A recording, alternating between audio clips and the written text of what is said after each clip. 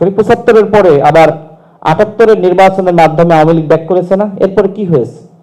তারা শেখ মুজিব একবার গণহত্যা চালিয়েছে, হাসিনা আর একবার চালিয়েছে। তার মানে আওয়ামী লীগকে আমরা ফেরার সুযোগ দিয়ে সজীবাদের জয় বা পুতুল আর একবার গণহত্যা চালাক, সেটাকে আমরা চাই?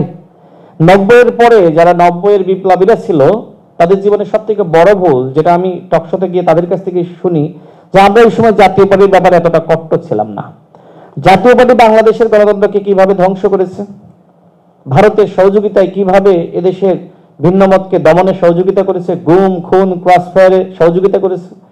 সুতরাং আমার মনে হয় এদেশের তরুণরা এইবার আর এই ভুলটা করবে না। এইবার আওয়ামী লীগকে যেভাবে পানিশমেন্টের আওতায় আনার দাবি আছে, শুধুমাত্র বিচার না, বিচারটা এমন যে এই বিচার হইতে হইতে কিন্তু আওয়ামী লীগ পুনর্বাসিত হয়ে যেতে পারে। এই বিষয়গুলো আমি কারোর সাথে ডিবেটে যাচ্ছি না, জাস্ট আমার এটা মতামত, আপনারা একটু চিন্তা করেন। বিচারটা কিন্তু লং প্রসেস, 10 বছর 15 বছর। এই 10-15 বছরে আবু সাইদ মারা গেছে, মুগ্ধ মারা গেছে, ওয়াসিম মারা গেছে, এত মানুষ আত্মাহুতি দিয়েছে, শহীদ হয়েছে, এগুলো অনেকটা মানুষ ভুলে যাবে। দেশের মানুষ তো আবেগপ্রবণ, অনেকটা ভুলে যায়।